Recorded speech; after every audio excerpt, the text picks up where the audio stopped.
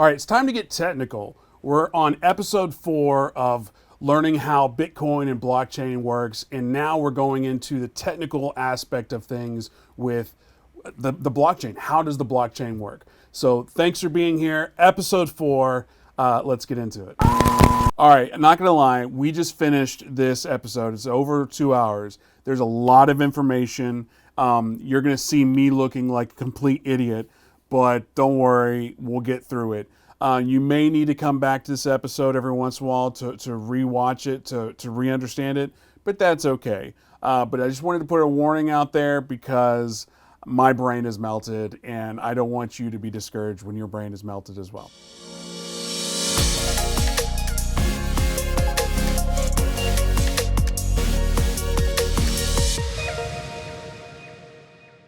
Welcome everyone. We're here on a new chapter of Bitcoin and blockchain for beginners, and we're going to really dive into the technical aspects of blockchains now. Last 3 episodes we talked a lot about why the technology is important. Yeah, like history of money, history of Bitcoin, some of the early, basically what led up to Bitcoin today.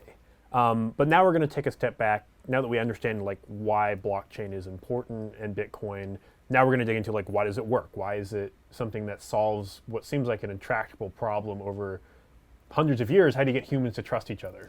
Yeah, it's interesting to me because like anytime you ask somebody what is blockchain, what is crypto, what is all that, they give a definition and it's almost like they define it with itself, which is not how you define anything. And it's like, well, the blockchain works because it's blockchain. It's like, okay, but what is that? Oh, well, it's code that writes on code that, you're like, okay, but the how.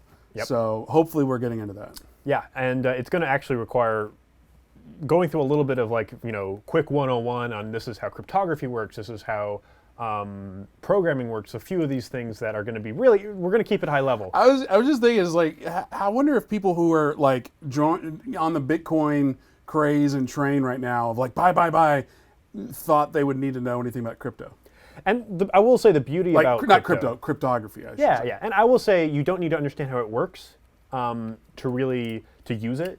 But I think at least getting a high level understanding is really helpful for when you want to know, like, how do I keep my Bitcoins from being stolen? Well, you need to understand what's a private key, why it's different than a public key. Some of these questions are ultimately where we'll get into. So we'll get into like distributed ledgers, cryptography, consensus, a lot of other things that get thrown around. And call back to episode 3. Not your key, not your Bitcoin. Yep. Is that the phrase? Not your key, not your crypto, or not your Bitcoin. Either one. Got it. Yeah, that's a core part of what we'll talk about today. But really talking about why that's even possible. Like normally you have to trust, if you have a system managing money, someone's running the system, and you have to depend on them. This is a system that doesn't have that. But why is that different? Why is a private key, which is kind of a recent innovation in human history, why is this such a powerful thing, as well as why does distributed ledgers work versus a centralized ledger? All these different questions. Right. Real quick, can you hear him okay? Because his mic's off to the left. Yes. So he doesn't need to be moved at all? No. Okay. All right, cool. Sorry. All right, so let's get into it. So first, we're going to really break it down deep and talk about each individual part that makes up a blockchain, and ultimately the first thing you have to talk about is a transaction. Mm-hmm. So ultimately, what is a transaction? Goats for wheat. Yeah, that is a transaction, absolutely. That is 100%, we've been doing transactions for most of human history. Yeah. But ultimately in the context of a blockchain, transactions mean specific things and have to fulfill specific requirements. So we'll dig a bit into that. But really, what you just said is correct. Transactions are just individual operations that get recorded, and by operation, something changed.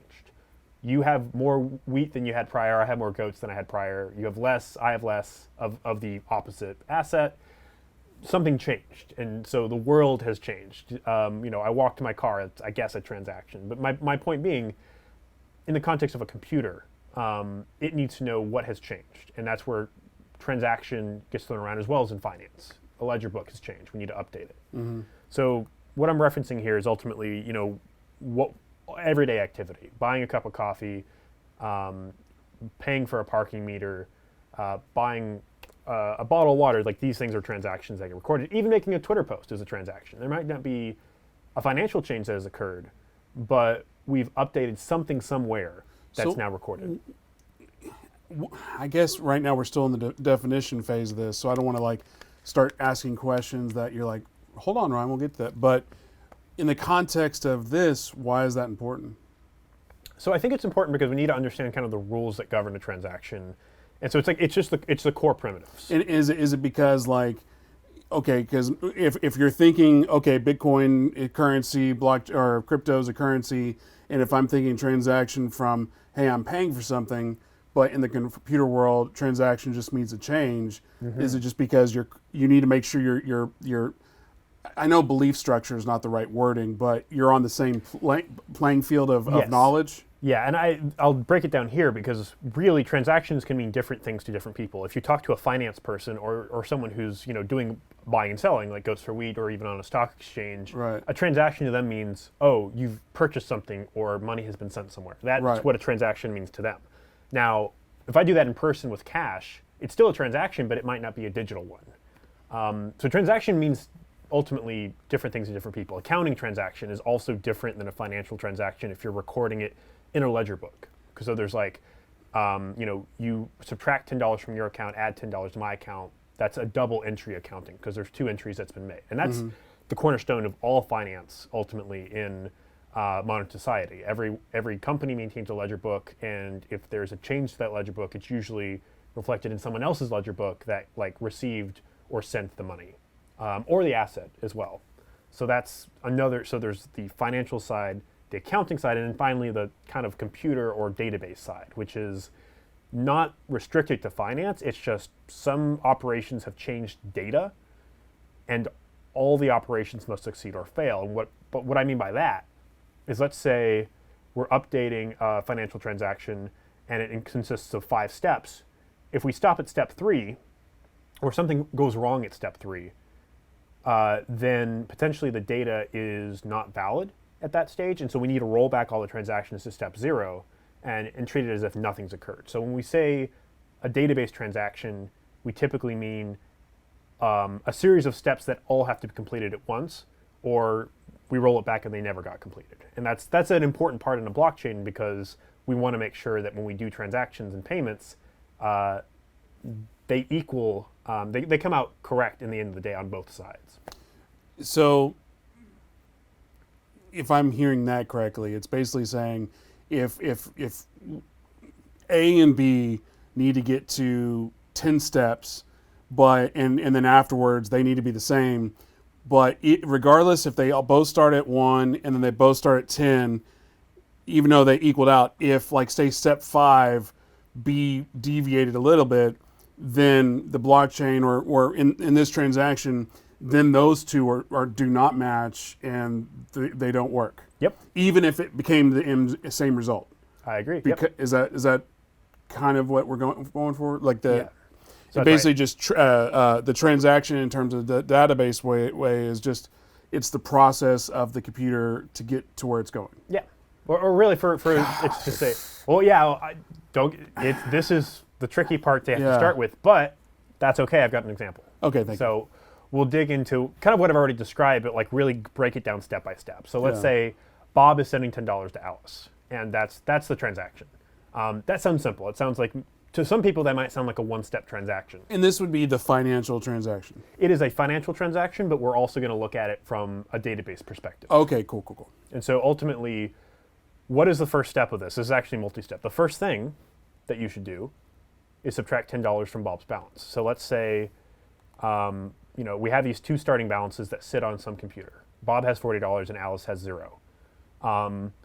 At this stage, not only are we going to do that subtraction, but we also have to ask an important question, which is this, or rather not the transaction, but the step of this transaction, is this a valid step? For example, does Bob actually have enough money to send $10 and therefore get subtracted $10? Mm-hmm. So if he had a balance of 0 or even 5, we would fail at this immediate step and we wouldn't go any further. So this is a step where there's a certain amount of checks that need to occur before you move on to the next step.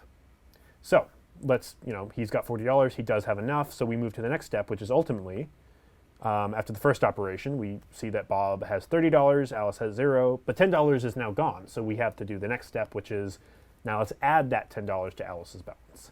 Now it looks like that would be perfectly okay, but there's another question we have to ask, which is maybe, does Alice have a valid account? So maybe he spelled Alice wrong.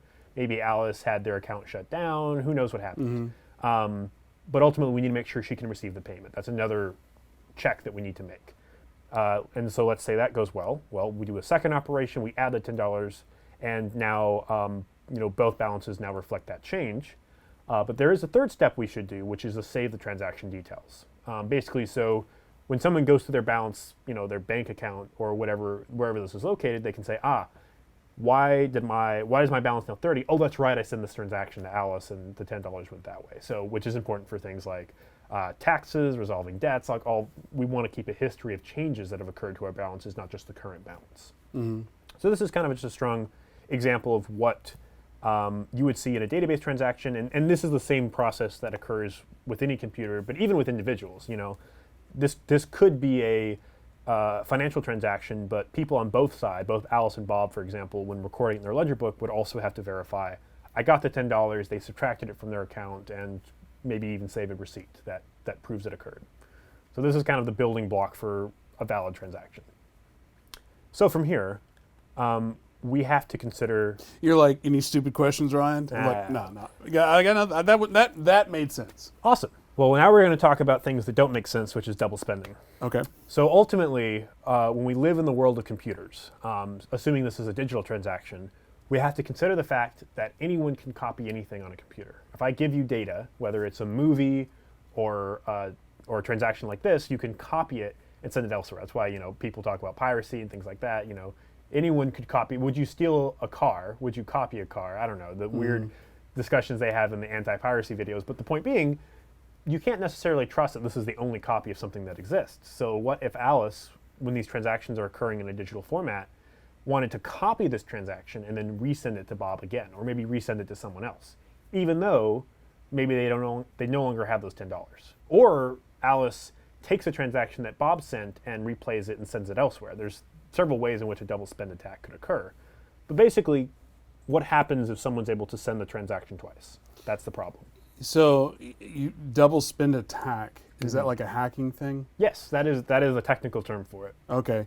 And would that be like if, Bob is sending to Alice to the $10, but because Bob only has $40, let's go in there and say there's 1,000 Alice's and just do that 1,000 times, and now we have $10,000 because we control all those 1,000 Alice's.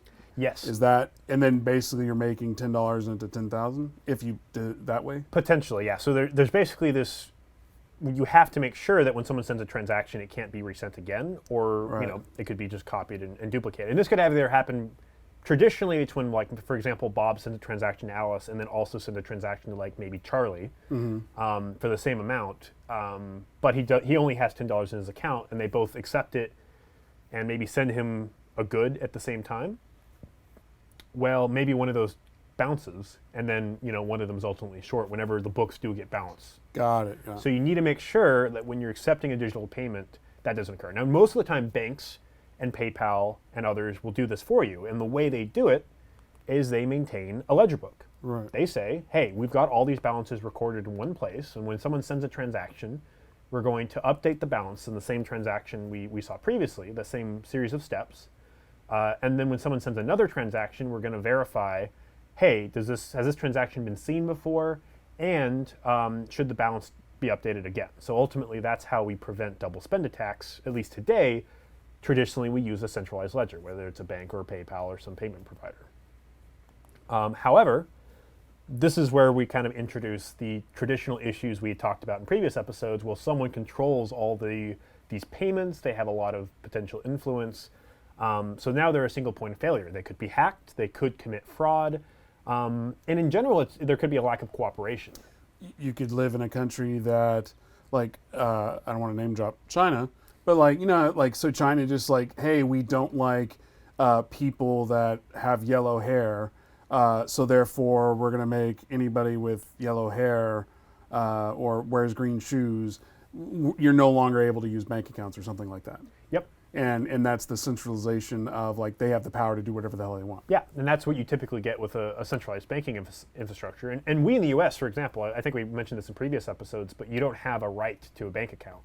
Banks can choose not to do business with you. Right. And in some contexts, if there's limited amounts of banks available for your type of business, or you're trying to use online payment providers that won't work with you, like that can be very damaging, especially if you're trying to do something that is maybe outside the norm, like you're part of politics in some specific regard, you're doing something that they find risky, you're suddenly cut out of a financial system. You have no recourse, especially if you want to do online payments. That's very damaging. Otherwise, you're stuck with cash in person.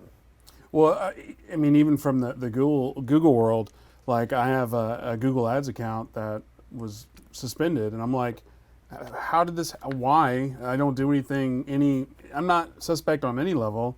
And it's like no, and there's no recourse. There's no ability to get it back. It's just like you're just okay. I guess I'm out in the cold. Yep. Yeah. So basically, imagine that same scenario with money, but it can apply to so many other things. And this is why we won't get into this now, but this is why blockchain can also apply to things beyond money. Yeah. Is the same thing. Like you're ultimately trusting some centralized ledger to record something. Most of the time, it's money when we talk about blockchain, but it can be other things. And they have a lot of decision-making power that could go against the interests of some people. So how do we change this? Ultimately, is the question that a blockchain asks. And the way we can change it, as a first step to we're going to build our way up to what a blockchain is. The first thing a blockchain is it's a distributed ledger. And the reason it's distributed is instead of it just being one copy in one place on one person's server or database, it's going to be distributed to all participants in the network. So anyone has the right to download the ledger and maintain an active copy. And usually the way this is done is through nodes. And you've probably heard a Bitcoin node and an Ethereum node. All a node is just a computer program that runs on your device or your computer or wherever else you want to install it.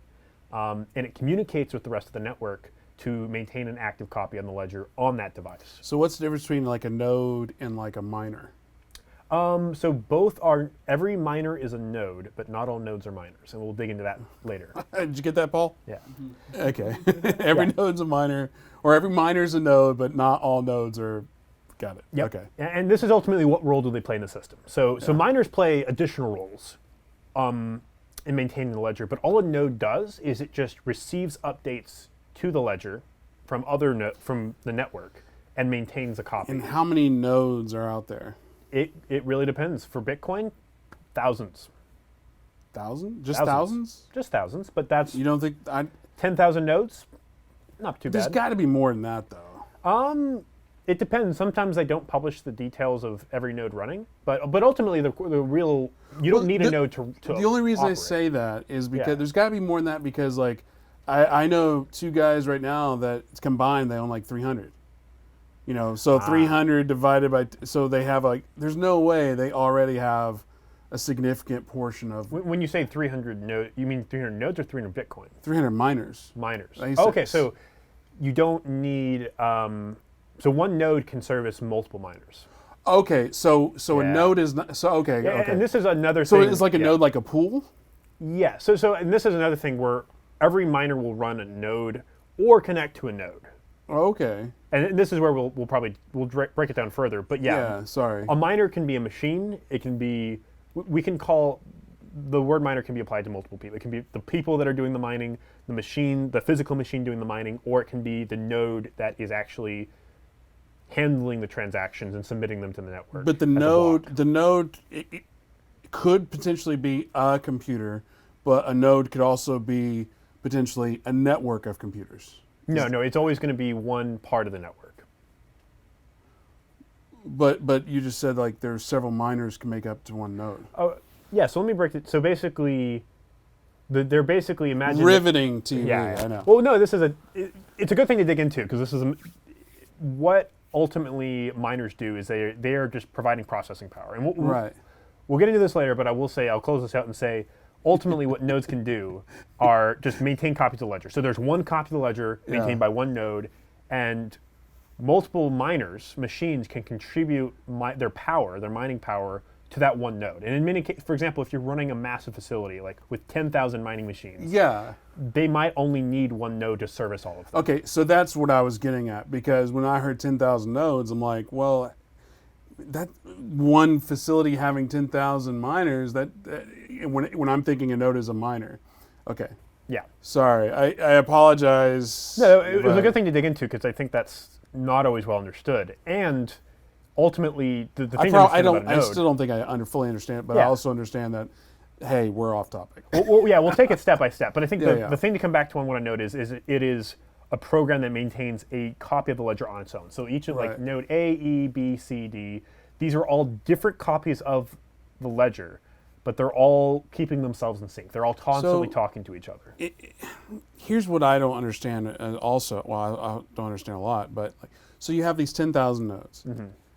The network speeds, like, are you limited, like the transaction pace, the pacing of data by the speed of the internet? Because if I need to send if I need to download something from Dropbox, it takes a minute. If I need to upload to something in Dropbox, it takes a minute. But if I'm having to upload to 10,000 Dropbox, that's going to take ages. So how do I don't know how to frame the question, but like I the understand internet it. speed, like I don't get it.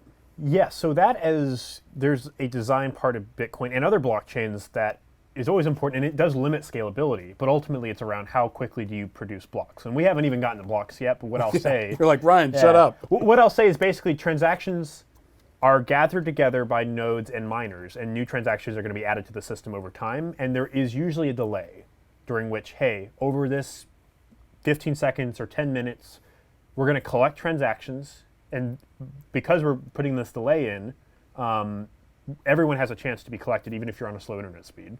And then we'll add them to the ledger, and then we'll move forward from there. So it's not immediately being added to the ledger. Yes. It's being added to like a pre-ledger. Yeah, there's a pending transaction, and there's a confirmed transaction. And a confirmed transaction has been added to the ledger. Okay. Don't worry. I'll delete all this. We'll cut it all out. Yeah. I'm just kidding. No, I think we'll be able to reference back to this conversation when we come to that Yeah, topic. Yeah. yeah. But yeah, ultimately, Most people are like, you mean the part I skipped through? Yeah. well, yeah, but ultimately, why are we using these? We're removing a centralized party, and there's no single point of failure. So I could knock out 99% of the nodes in the network, but as long as one node is still running, the ledger remains protected. It remains accessible, and you can rebuild the network from there. You could put another 10,000 nodes back online the next day. They'll sync from that one node, and then we'll be back in business. And that's the resiliency of a distributed network, is not only can everyone participate and have a copy of the ledger, so they're not saying, oh, you bank have this copy of the ledger, and we're going to assume you're not going to modify it or cheat. We can all double check each other, and we can, kind of act all as on our own as protectors of that ledger. Even if other people go down, or they try to cheat or something like that, we can always protect our copy. So, and I know we talked about, maybe we haven't talked about, I can't remember, but it's the whole like people mine for the financial gain, but also just for the to keep moving forward this whole process. Yeah, you get to take responsibility ultimately for whether it's money or some part other of the system. Yeah, you're part of the system, and that ability to participate, like the ability to participate as a bank, well, you got to go through a banking license, you got to set up a whole institution. It's effectively, even large companies have difficulties forming banks nowadays because of the regulatory hurdles and other requirements. But becoming a node in Bitcoin or other blockchains, it's usually just I download the software, I install it, I run it, and now I'm part of it. And it's a very different. It's just radically different than any other system. Wild, wild west, It is. Like, go stake that land. But it also comes with the fact that, unlike the Wild Wild West, where getting people to agree on what's going on is difficult, this is an automated system that, while we're installing it and running it ourselves, the software itself is actually doing a lot of the work. Got it. And so ultimately from there, we do have limitations with what we've described so far. So we've talked about nodes that share transactions and keep each other up to date on the copy of the ledger, but we need to come back to that double spend problem and the potential for some of these nodes to cheat. What happens if they modify their copies of the ledger? What happens if they try to send false payments? So verifying payments, reaching consensus on the correct ledger, making sure people don't modify the history to benefit themselves, which is ultimately just preventing some nodes from cheating. These are all things that blockchains have to tackle. So distributing the ledger is a great step, but it's not enough. We also have to make sure that the ledger is protected and can be trusted going forward. I thought the whole way it's protected is the fact that there's so many nodes. So that's part of it. But ultimately, what's the hardest part of a democracy is getting everyone to agree. Right. So even though we have all these different copies out there, which copy is the correct copy? And that's where a blockchain really becomes special. Okay. So let's dive into that one example that we might need to address. So we'll start with payments, for example. How do you verify a payment is correct? So let's say, again, Bob decides to submit his payment to Alice. It has $10. And let's say there's someone naughty listening in. Let's say Eve is an attacker listening to transactions that Bob sends out. And he sees that Bob has sent a transaction to Alice, but she grabs it before it can be received by Alice and decides to submit it. She crosses out Alice's name and puts her own name in, or her own, account, and then she receives the fund instead of Alice. So this has been this is an example of a man-in-the-middle attack. Mm-hmm. Now, man-in-the-middle attack can also refer to, example, like someone listening in on a conversation. So, for example, if you were talking to someone over Zoom and Zoom was not encrypted, someone could hear what you're saying to a family member or a business associate and learn information about that. And so that's a traditional example of a man-in-the-middle attack, but it could also occur with payments. So in this world, would an example be like, hey, I'm at Starbucks, I'm on my computer, and then I'm going to send a PayPal or send a wire, and then if somebody's listening in on my computer, they can go in and change that data? Potentially. That's a scenario that a man-in-the-middle attack could occur. I'm just trying to contextualize. Yep, no, that's a good way to contextualize it. And the question is, well, why don't you have to worry about that today?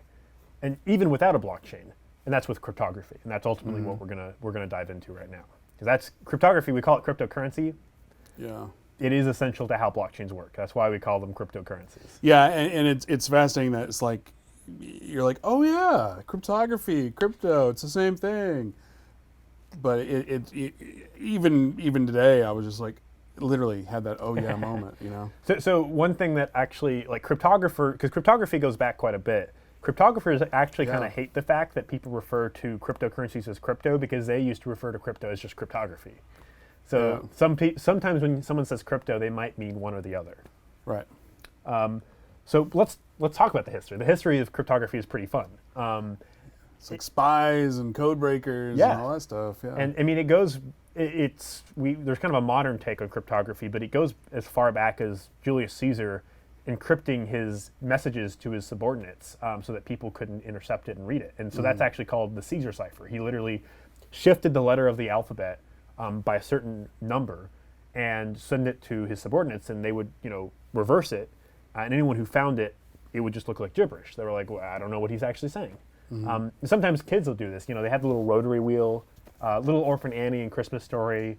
Get to move them. You see, like anytime there's like a prison movie, there's a Bible that has like the letters cut out, and you put the page in, and there's the message. Yeah. Ultimately, that's all cryptography, right? At least it's cryptography. It's very basic forms of cryptography. Yeah. It's sometimes we'll call them ciphers. They're just they are ways to hide the true message of some text. And ultimately, and there's a key. There's like either to reverse it by a certain amount of letters, or you use this rotary wheel to reverse it. Wait a minute. Yeah. When you said key, is that when I have my key to my wallet? Is that the same key? So it's and similar. I know this is off. No. That's I had a light bulb, or maybe not a light bulb. So that's a good question, because it is similar, but it's not the same. And we'll talk about the difference. Okay. Because for most of history, we've thought of cryptography primarily as encrypting and decrypting messages. And that is, encrypting a message so it can't be read, and decrypting it so it can be read. And usually you're decrypting it with a key that just knows how to reverse the process of encryption. Do you know the most famous one in the world? Encryption? Well, in history? The Enigma machine? That's what I was going to go for. I don't know if that's factual, but that's what I was going to say. I would say it's up there, and that's actually a rotary wheel from an Enigma machine. So, because that's a famous one, and that's ultimately one of the reasons that we won World War II, or at the very least that we won it as we did, is because we were able to break the Nazis' Enigma machine. Well, they made a movie about it. They did. They made several movies. It's a great story. And we did the same for the Japanese as well. Separate cryptography, but the same thing. We were able to break it. That's one of the reasons we won the Battle of Midway, which was a turning point in the Pacific War. So what we learned as well as governments learned in World War II, is cryptography is incredibly important. And actually, the first computers were created specifically to break the Enigma code machine at Bletchley Park. So the history of computers and cryptography and money, a lot of it really wraps up into World War II, or at least a lot of the things that lead to the modern day equivalents. Alan Turing? Alan Turing, yep. He not is the father of computer science, and he did code breaking. Yep.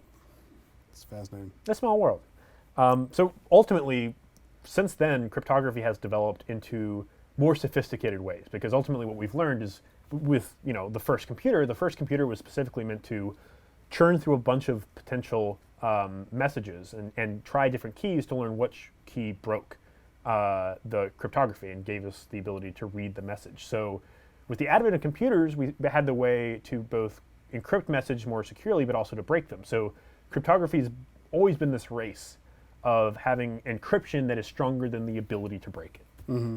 And computers play a big part of that. So ultimately, we're trying to protect systems from attackers and make it so that they can't be read. And on that, is it always like it's kind of like a pendulum, right? Where it's like at some point the hackers are more powerful than the encryption, and then that makes the encryptors, the security analyst make it more powerful, and it basically they just go back and forth, right? Exactly. Yeah. Okay. And so over history, you'll see like stronger key schemes come out to try to protect this. And ultimately, the way that it traditionally works is what's called symmetric cryptography. And all that means is I have a message, I have one key, or I have a key and you have a key. It's the exact same key.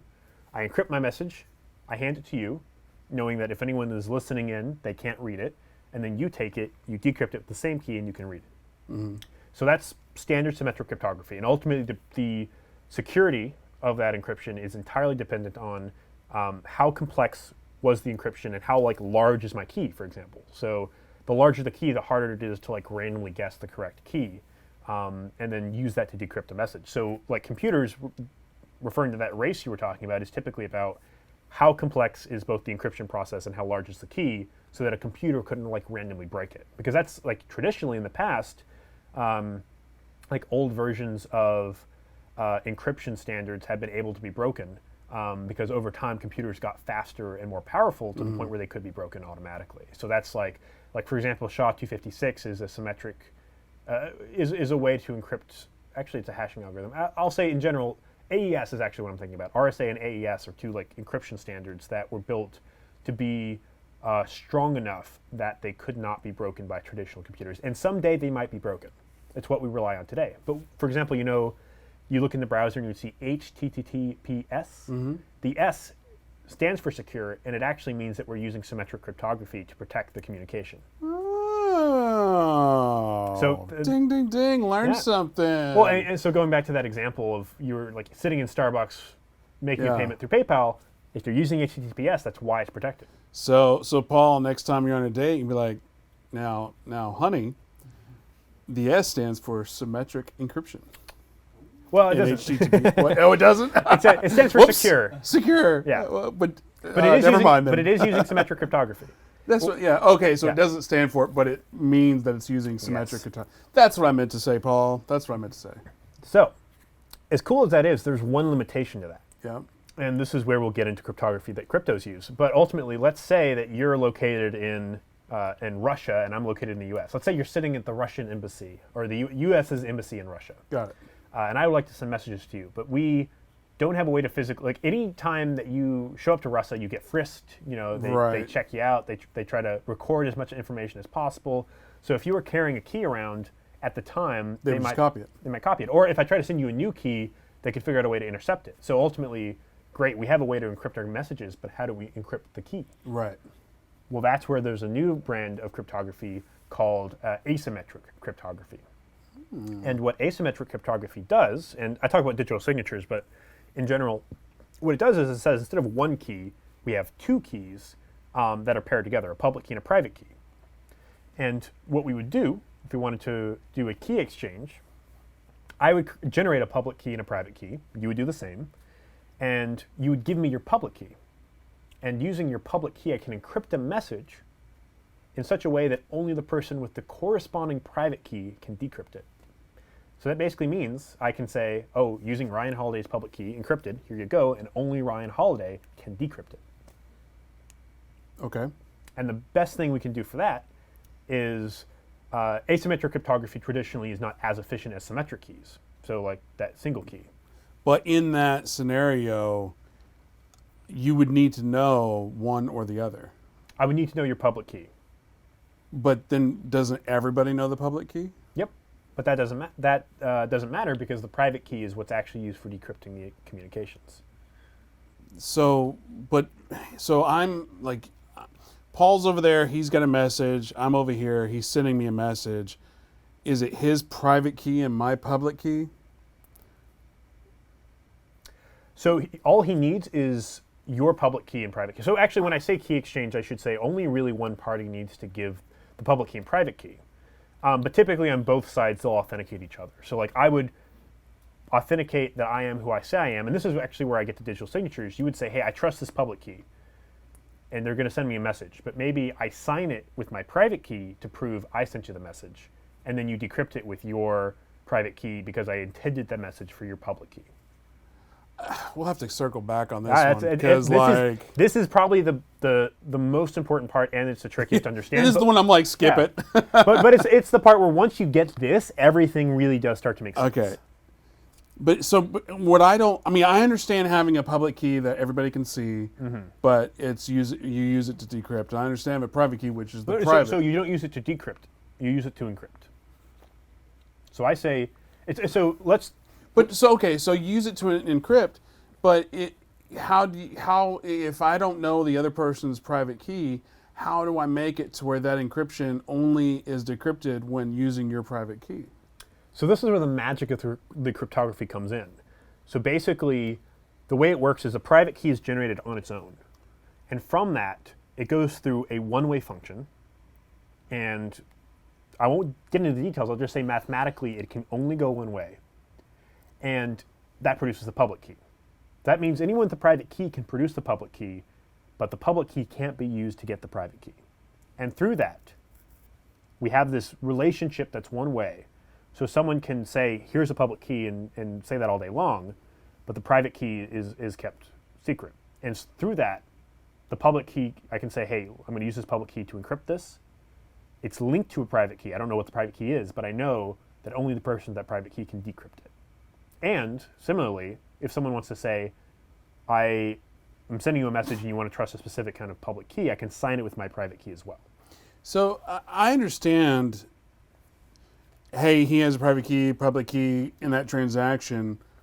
What I don't understand is how, if you don't know the other person's information and everybody knows that information, how is that safe if everybody has it? And anybody can use their own public key or private key to decrypt, or that's where I'm getting lost. Gotcha. So I will say that a private key and a public key pairing are unique.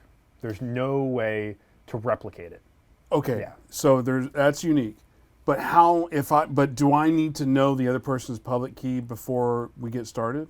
Yes. So all we need to say is, I have a public key and you have a public key. And so let's Public key, public? Public. Okay. Only public. Only public keys are shared ever. Okay. That's the core part of it. And so let's get into actually how. I think I get it. Yeah. So you have a public and a private. I have a public and a private.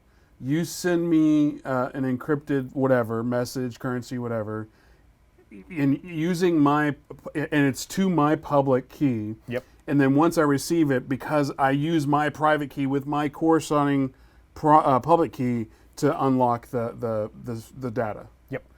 Okay. Now we're. Did you get that, Paul? Yeah. He's like, I got it 20 minutes ago. Did you get it 20 minutes ago? Yeah, a little bit. You know, screw you. Yep. But that's the important part. So Why didn't you just say that? That's easy. You need a 2 and 2. There we go. I mean, yeah, 2 and 2 is part of it. So I was referring to an example like a key exchange, but in reality, what you can also do with this is you can sign messages. So separate from just encrypting and decrypting, which includes like sharing a symmetric key we can use for a conversation. So it's kind of like we use asymmetric cryptography to just establish who we are and then share a conversation key we can use from there on out. That's how SSL works, and HTTPS. It says public key, let's share a symmetric key. We'll use that to talk from here on out. But what you can also do with that is you can sign a message using a private key, and I can authenticate that whoever signed the message is the one that owns a private key for a certain public key. So there's a way for us to establish who, not only sending a message to me in such a way that only I can read it, but also authenticate who sent me the message. So that's a digital signature. And the best part about a digital signature, like let's compare it to you writing your signature on a check. Someone could lift that signature and apply it to another check, and it would be almost indistinguishable. With a digital signature, it is unique to each message to the point where if you try to take a signature and put it somewhere else, it would completely fail. That's so not only does it verify who the sender is, but it verifies the sender and that particular thing that is being sent. Yes, and it's unique to that. Exactly, and the thing that's important about this, and we'll say this is important for multiple reasons, but for one important, it's verifying a message, which is a hash function. So we have to consider the fact that even though computers are really fast nowadays, it does take a lot of work to, for example, sign a message of something. Yeah. So if you were trying to sign a message that was the whole Library of Congress, you were trying to authenticate, this is actually the Library of Congress from some trusted public key, it would be really computationally difficult to sign the whole Library of Congress. It's probably still gigabytes, if not terabytes of information. But what you could sign instead is a hash of that information. And a hash is a unique fingerprint where no matter what data I give it, it will give me a unique output. Sometimes it's like 128 characters or something like that, but it's like a unique ID that is unique to the data that we gave it. And if you gave it the Library of Congress and you got a unique hash, if I changed one letter in one book in the entire Library of Congress, one minute change that no human would probably ever detect, the hash function would give me an entirely different result. So I can authenticate, is this the message that was actually sent to me very quickly? So I can very quickly create a hash from any data, but signing the hash is a lot more efficient. So really when I'm signing a message with a digital signature, I'm not necessarily signing the message, I might just be signing a hash of a message, but anyone can verify it very quickly. So when you hear things like hash rate, is that just the speed of verification? So this gets into kind of mining, but really what it means is how quickly can you generate hashes is what a hash rate is ultimately, and run a hashing algorithm. And so, and usually when someone refers to hash rate in the case of mining, it's how quickly are they guessing different hashes. And we'll get into that with the mining side, but that's only, it is using a hash function.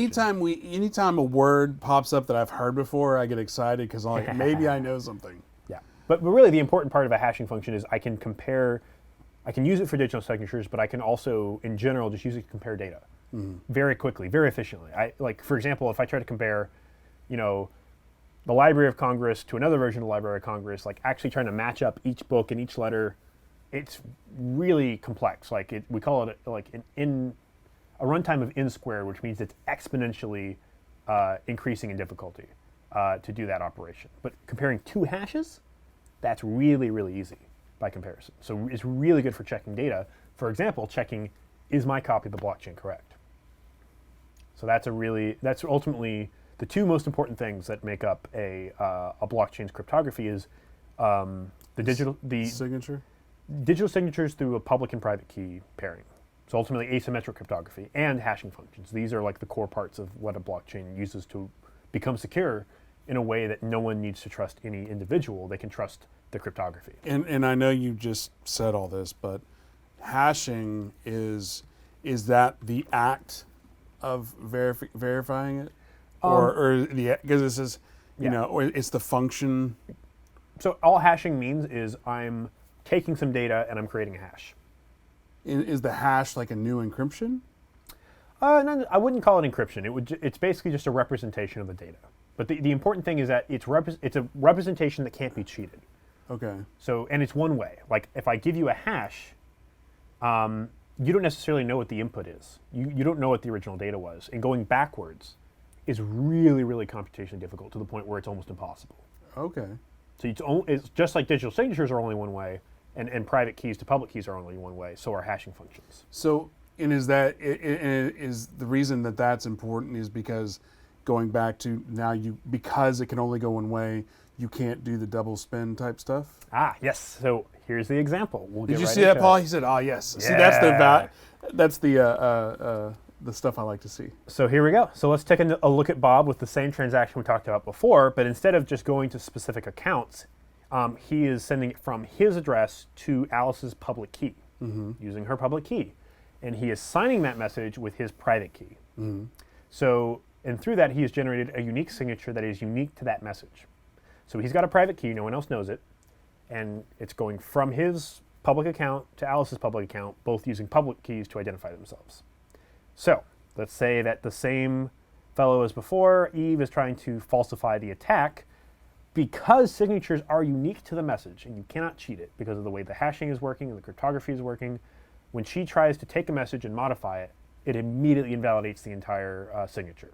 And so when a blockchain or any system or even any person looks at it, they can very easily tell, this is a fraudulent transaction. Like, I don't need to check or ask anyone. The cryptography tells me automatically, this is false, ignore it, throw it out. So the sort of man-in-the-middle attacks where someone falsifies a transaction are impossible. The only way to send a valid transaction is to have the private key that is authorized to make the transaction. And that's why keys are so important. Yeah. You need to have possession of the key. And if you lose possession of the key, you also are kind of out of luck. So you must have the key.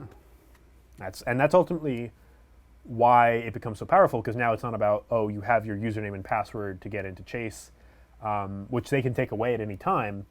No one can take away your private key.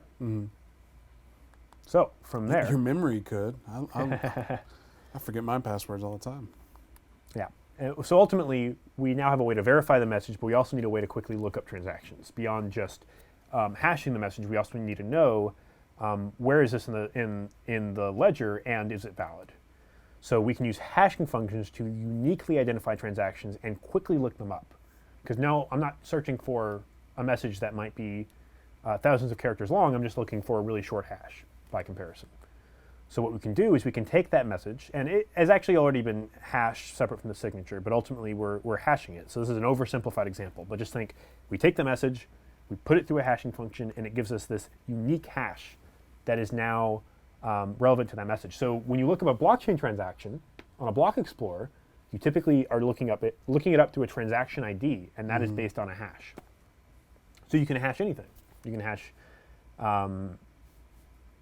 something in a database, you can hash something that's like a letter I send to you, but most importantly, we can hash transactions. So if I look up a random hash, will I be able to see the from, the to, the amount, and the who it's from? So on its own, you won't get that from the hash, but if you go to a blockchain and say, hey, do you have a message that meets the hash, you can very quickly get that back. So basically, it's a way to look it up. But it is important to know that if you don't have that copy of the ledger, the hash isn't going to be good to you for anything, because you can't get any information back out of it because you can't reverse a hashing function. Okay. So with that, when we look it up, we look up the transaction hash in the ledger. So that's very useful. But now we're going to get into a really fun topic, which is the most... I have a feeling that this is going to take even many more minutes, just because when the graph got smaller, that means there's probably going to be a lot more information on the screen. There's a lot more information. So ultimately, we have to say, basically what we have already shown is we can verify individual transactions with hashes. But let's say that I want to verify 1,000 transactions. Now, one thing I could do is I could try to hash all the transactions together and produce one unique hash. But the problem with that is, let's say that I only want to look up one transaction in that list of 1,000. That doesn't work. That doesn't help me, because I still need the other 999 transactions to create the same hash in the right order, in the exact right format. So let's say I only want to verify one transaction out of 1,000, and I don't want to have to come up with all those transactions to produce the same hash. That's ultimately the problem that we have to reconcile. And one way that we can solve that is with Markle Trees. We can ultimately make this a really efficient process for a computer. So what we can do... You say Markle Trees everybody knows what that is. Well, we're about to learn. Okay. I will say the origin of the name came from a guy from the 80s, Ralph Merkle, who came up with this concept. Before blockchains were a thing, it was mainly just how do I verify a bunch of data when I want to verify individual pieces without replicating everything. I just want to be able to verify one piece. So what we can do is we can take the hashes of all these transactions. Let's say there's 4 transactions. So our transaction happens to be A. And what we can do is we can hash each of these transactions together. And basically all we're saying is these are already hashed. So we're going to take both hashes, we're going to combine them together, and then we're going to create another hash from that. So A and B are hashed to create E, C and D are hashed to create F.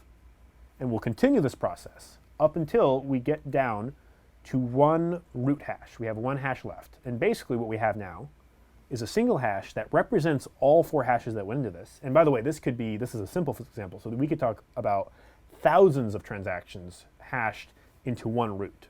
So this could be a really large data set, but the principle is the same.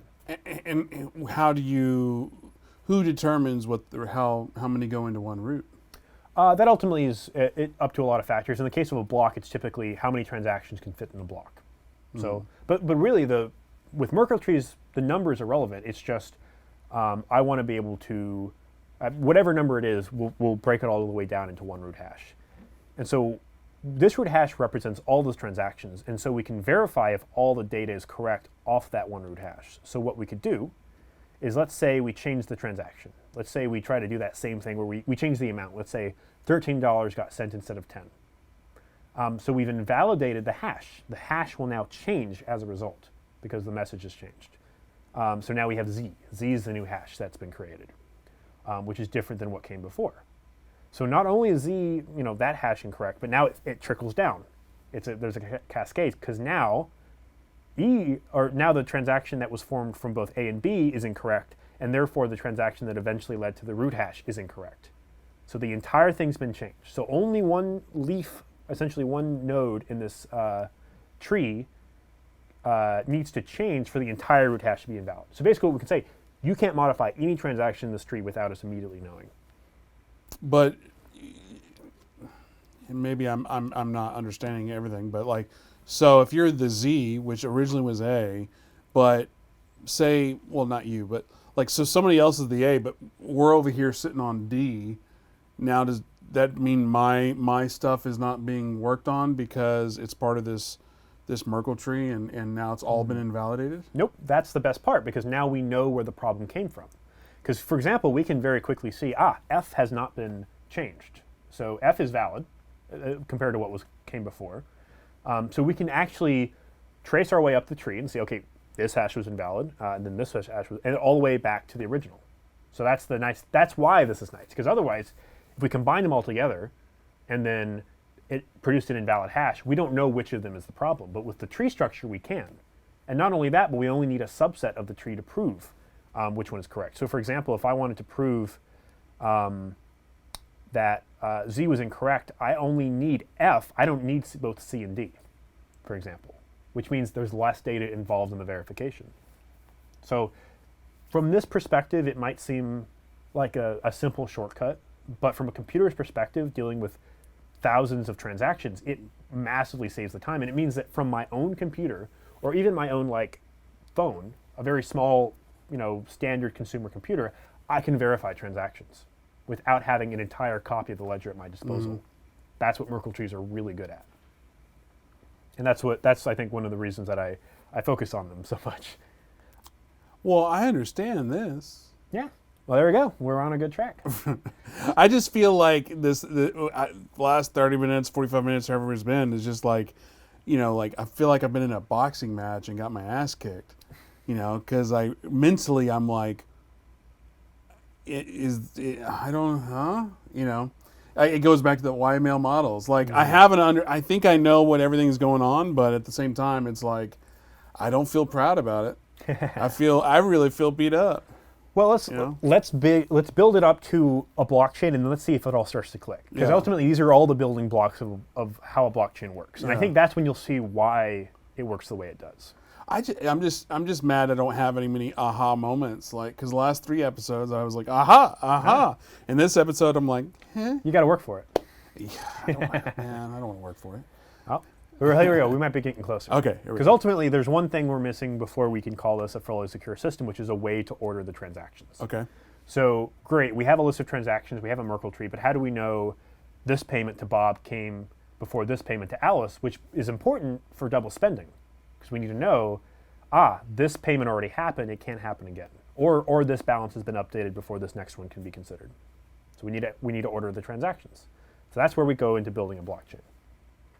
So with building a blockchain, we first need to group these transactions together so we can establish an order. So yeah, now we're going to get into stuff that you talked about prior. Okay. All the way back, you were talking about, okay, what's the time period? How would you sync all these nodes together? This is where a 10-minute block cycle comes in, because these pending transactions that might not have been checked yet, we need to establish a time period in which we check them. So let's say over the course of 10 minutes, people have been submitting transactions. We need to have someone sit down, gather them together, and then say, these transactions are all correct. So what we do is we group these transactions from that same time period into a single block. And you can conceptually think about this like a page in a ledger book. You know, if you have a ledger book, typically each page is like one day of business. And so in that sense, you've gathered these in slots of each day. You know, they might still be ordered and based on certain timestamps, but conceptually, from a business perspective, you're settling up at the end of the day. That's when you check and make sure everything's correct. So that's what you do with a block. So you say, okay, I have a block. Let's say this is block 101 in a series of blocks. And I need to create a list of items for this block to be verified. So the first thing I'm going to do is I'm going to take all the transactions that are in block 101, which we can assume are coming from our last example, and we produce a root hash from that. And that root hash is put into the block header. So remembering that this is how Markle Trees work, all those transactions have resulted in this Markle root, and they all need to be valid in order to still be included. So basically they've been verified, and we've verified that the private key that signed them are correct. We've verified that they are spending the right amount. So that's been done, and we're now including that in the header. In addition to that, we also put in a timestamp. So we say, when did this block of transactions occur? So what time of day? And then we also generate a nonce. Hold your thoughts on that.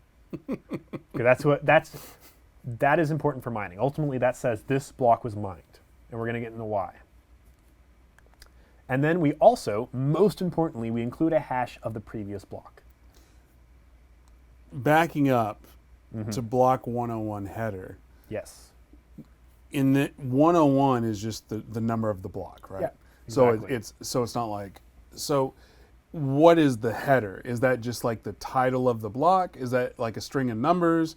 Is that wording, or is it just the thing is it the icing on top of the cake? Like what does it mean by, because when I think header, I'm thinking header of a web page, header of an email.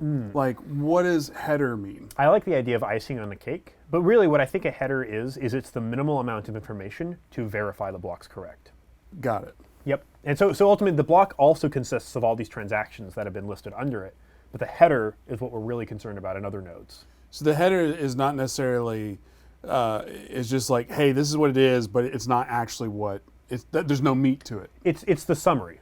It's the summary of the version. But basically what the nice thing about a header is that, for example, if I have... It's the subject line of an email. Yeah. So, and most of the block is consisted of like all the transactions, but ultimately all those transactions link back to the Markle root. So that's all I need to verify the transactions are correct. Okay. And so from here, we can start forming a chain by building it into the history. Because the previous one. Yeah. So basically, what a blockchain is it's Paul's just, done. Yeah. He took his headset off. It's a virtual chain that forms for every block ever since the first Genesis block. So in the case of Bitcoin, it's the first block that Satoshi mined.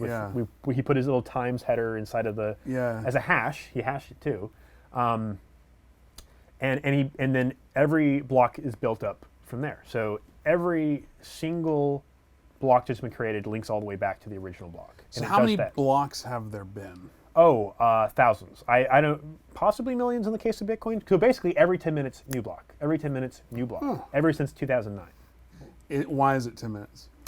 Because that was determined to be the best time where everyone has a chance to receive a transaction, no matter what the potential bandwidth or latency issues were, and then include it in the next block. So like in the early days of like Bitcoin, when maybe there was like one transaction a day, did that mean there was just like empty blocks being created? Yep. There could have been empty blocks. Yep. There probably were. So all you're doing is saying, nothing was around. And I think it's possible you might skip a block, but I think for the most part, you just mine a block. There's no But transaction. that's goes back to that whole defining what a transaction is, because the transaction could be nothing happened. Yep. And there is one transaction that has to occur, which is someone got paid to mine the block, Yeah. which we'll also get Yeah, into. yeah. But when it comes to just a block, and let's say it has transactions people submitted, that previous block hash is a hash of the block that came before it. And so remembering a hash, you just give it whatever data you want. And in this case, it's like the block header with the Markle root, the timestamp, the nonce, and the previous block hash from the last block. So what this means is ultimately that header is linking back to the last block saying, this is part of the valid chain. I'm the next part of this chain. And everyone accepts that I'm the next part. And that's where the consensus and mining comes in that we'll talk about later. But let's assuming it gets accepted by everyone. Then someone's going to build another block eventually in the next 10 minutes. And so what they'll do is they'll include a hash of that block to signal, yes, I've built on top of this block, and this is all the information for block 102. And this goes on forever. Yep, it goes on forever. The longest chain wins. And we'll get into what that means for proof of work, but really the beauty of this is now that we've built on top of this block, which means that when it's included in a block and that block is accepted by the network, it's been confirmed. So you get one confirmation for a transaction, and then 2 confirmations, 3 confirmations. Each confirmation is a new block that's been built on top. And the reason we consider that like maybe 2 or 3 confirmations good is we consider that to be a level of assurance that the transactions will never be reversed. Because if someone tried to modify transactions on their own copy of the ledger, let's say they do the same example we talked about prior. They modify that one transaction with that one amount, and now block 101 transactions have been modified. It trickles down the tree, changes the Markle root. Markle root's now invalid, which means that not only is block 101 header invalid, but all blocks that come after it have been now rendered invalid. Or at the very least, they've now recognized that block 101 is out of sync because this is not the block we built off of. Which means that, like, let's say if we tried to go to my copy of the ledger and I try to modify the Genesis block, I tried to say, Satoshi, I try to change the message that Satoshi originally put in there, for example, it would invalidate every block that came after it up till today. So that's the real beauty of a blockchain, is that the history and the security is built on top of each block, and the hash is what links them together in such a way that you cannot invalidate any part of it without killing the rest. Is that why when you hear people talk about the power of Bitcoin, it's the ledger, it's the ledger, it's the power of the ledger, the power of the ledger? Is that what this is? Yeah, that's a big part of the it. power of the ledger? The power of the ledger for basically, you can always verify if this copy is correct or not very quickly. And there's no way to modify it without everyone knowing. Now we talked about how is a blockchain formed, how is it structured in such a way that it can't be cheated, but there's the last question, which is ultimately, how do you decide who decides what transactions are valid, and how is that validated in such a way that we don't have to worry about someone cheating? So going back to, what if a node proposes invalid transactions, how do we prevent that? And the way that we prevent that is we secure a blockchain in such a way that an attacker can't recompute all the new chain of hashes to make changes. So ultimately, so going back to this, you have to do a bunch of hash calculations to get to block 102. So if you changed, block 101, you have to come up with a hash that is valid not just for block 101, but also block 102 and any other block that came after that. And this is where the nonce becomes really important, because ultimately computing hashes is not super hard for a computer. Like, it could do it very quickly. So it could catch up to the current block and say, oh no, this is the valid block and all the valid transactions from prior, including the one they modified. So what the nonce does is it cranks up the difficulty a bit. It says, well, generating this hash isn't actually going to be so easy. It's going to require a lot of work. And so that's where proof of work being done by nodes called miners will be responsible for forming new transactions into the next block. And they've got to do that extra work to prove that the transactions are valid and to make sure that no one could recreate that block in such a way that they've made a change and tried to pass it off as legitimate. I've been listening to the Bitcoin Standard, and I've said that before, and I literally just listened like the last day or two, and they're talking about how this is what makes it so powerful, because it's less expensive just to do it right, and it would be way too expensive to be malicious, to hack it. Exactly. And it's just, instead of going the wrong route, just do the right route, because it's the barrier to entry to hack is so high, it's not worth it. Yep. Is that that's what Bitcoin Standard said. Yeah, that is correct. And essentially what these miners are doing when they work on calculating the nonce in a block, what they're actually doing is they're trying to figure out what is a valid input to generate this hash. So they're trying to guess a really hard math problem, and it's based on the fact that what I told you about hashing functions prior, how it's a one-way function. You can go from this input to this output, but you can't go from that output to the input. So what the Bitcoin literally does every 10 minutes is it goes to miner and says, hey, I've got this output. Find me an input that gives me this output, which is your nonce. And because you can't go backwards, there's no way to actually just solve that problem simply. What miners are essentially doing is they're just guessing randomly, constantly, to see if this is hashed, this nonce creates the correct hash. So when you say hash rate, and you talk about miners and tons of electricity and tons of hardware, all those computers are doing is they're trying to guess a number, or guess specifically a nonce that will solve the problem and give them the right to mine the next block. And then they put that in the block to say, I've solved the problem. And I hear proof of work, proof of stake, proof of work all the time.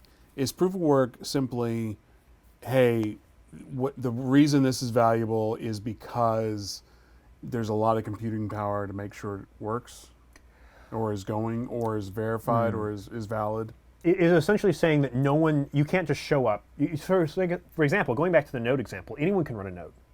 But what if I decided to create 10 nodes? So let's go back to the voting example. So let's say there's 20 nodes running in the network, and then you show up and you set up 20 nodes because there's no permission needed to start a node. So you could put 20 nodes on 20 different computers. And so if we're like voting, now you've increased your voting share by double what the network has, and you can kind of call the shots.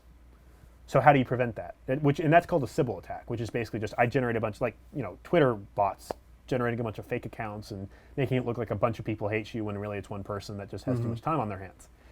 You don't want that in a distributed system like Bitcoin. You don't want people to be able to just run a node and then have a bunch of decision-making power. So their decision-making power isn't based on how many nodes are you running. It's based on how much work are you putting into the system by solving this hard problem. And it's a problem that is difficult enough and requires enough energy and time that someone who puts in that much time, especially if they're building a large mining facility, for example, are probably going to act in the best interest of the system because they're going to be paid in that coin. And it's very difficult to command a large amount of it. And they're getting paid. They're going to be rewarded with transaction fees and new coins. Because Bitcoin, in the case of Bitcoin, it is generating new tokens, new Bitcoins every 10 minutes based on a supply schedule.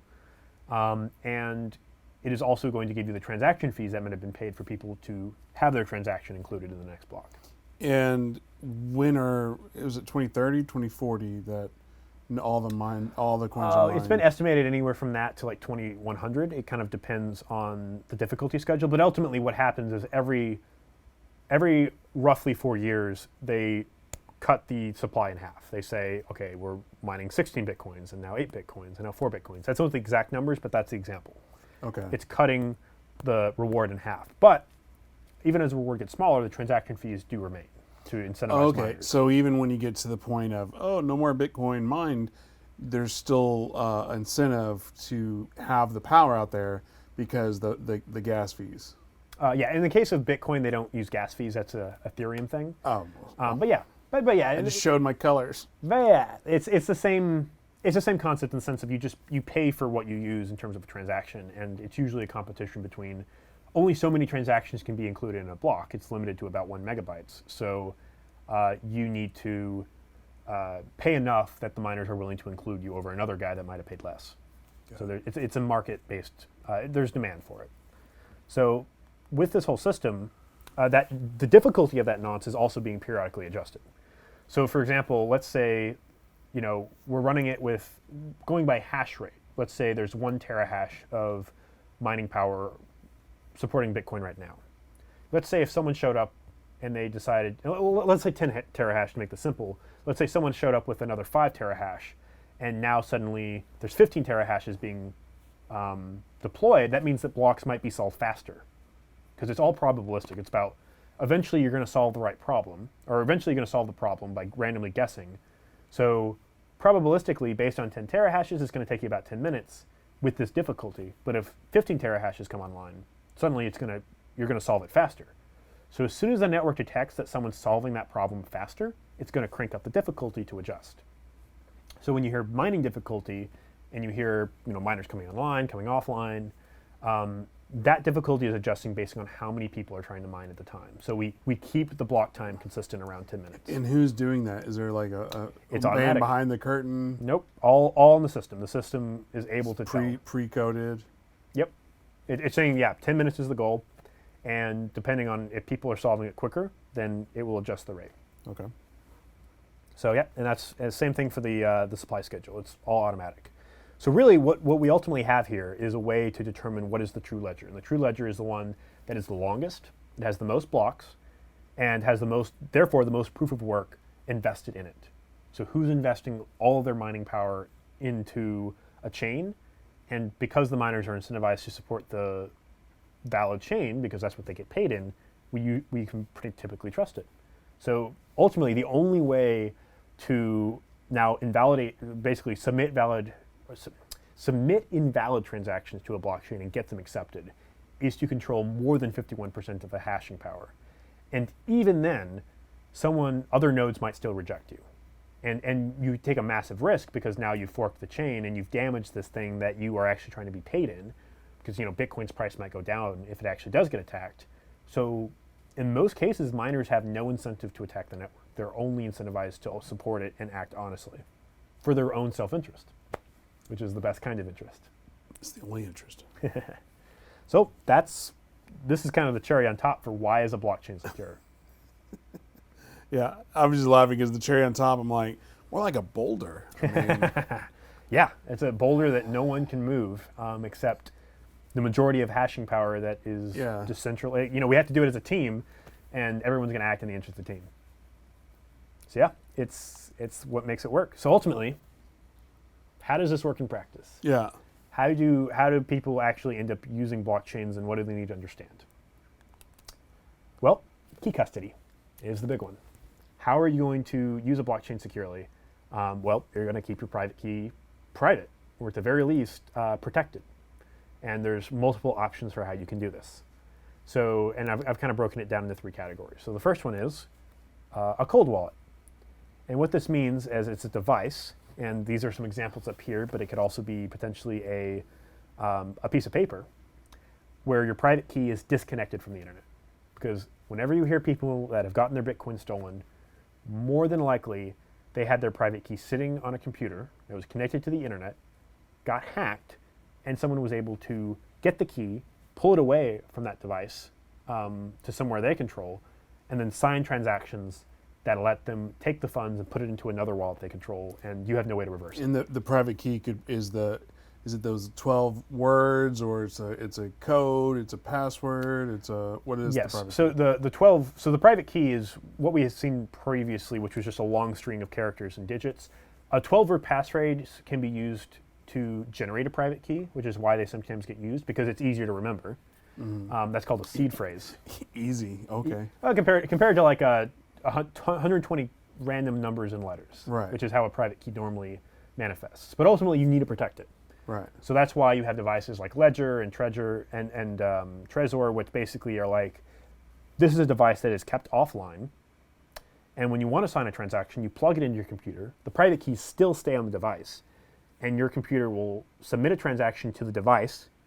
On the device, you will physically tap buttons to sign it, and then it sends a transaction back to the device and then submits it to the network.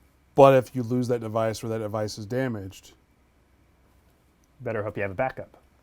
Okay. And the backup is kept secure, because if someone gets the backup, right, they're in trouble. So like I advise clients, put this in a safety deposit box, give it to a family friend, maybe split it up. You can split up, for example, that seed phrase, you could split up 6 words here, 6 words here. So if someone finds one copy, they don't have full control, you just need to bring both together. So there's a lot of ways that you can protect a private key. You can even put it in you can write it down on a piece of paper and stick it somewhere. And there's no, digital way to steal it. You could even, actually, you can encrypt your private key, which is what it means to like password protect it, for example. So there's a lot of ways to protect a private key, but in the end, you do need to protect it. That's like the one, I guess, point of weakness, But you could say. So like putting in a notepad on your computer Nope, is not secure. not a secure idea. And what I would call that is our next category. It's stupid, but I would also say that's a form of a hot wallet, which means it's connected to the internet. Got it. And so there are scenarios where it makes sense to have a wallet connected to the internet. For the same reason there's a scenario in which you walk around with cash. Sometimes you got to spend money. You get the transaction aspect of it. And having to whip out a USB device and stick it into a computer and go through several steps or to copy something down from a piece of paper is not convenient, it's not practical. So for your spending money, maybe $500 or whatever you end up wanting to have around, it makes sense to have a hot wallet. So that could be, it could technically be a private key sitting on a notepad, but in reality it's usually an app that is hosted on your computer or it's hosted on your phone, where the private key is on that device, and it's usually still password protected. So you need to log in and you need to give it a password in order to actually use the key. But you do need to make sure that no one's able to get access to it, or they can snoop and see your password and then decrypt it and steal it. You still need to worry about that. But if you put a certain amount of money, not your life savings, maybe just $500, like that's what I might carry around on my phone in my Bitcoin wallet, then that's worth the risk, and you still get the ability to spend pretty effectively. So that's what a hot wallet is. And in reality, most people use both cold and hot wallets.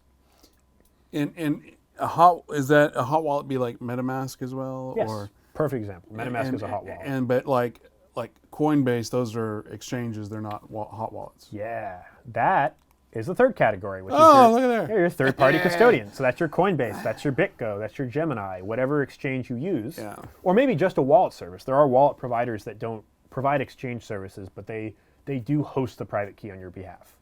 And that is a custodian where it can be more convenient than a hot wallet because the chances of you losing it are less. So for example, if you lost your phone, you didn't have a backup, and that was the only place you had your private key, you've effectively lost your money.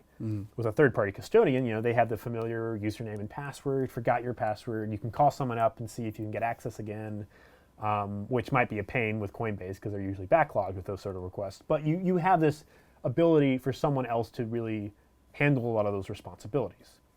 The downside and the risk is you trust them. You have to trust them. What's that, the Minecraft G-Box or F-Box, the thing that crashed and lost all their Bitcoin?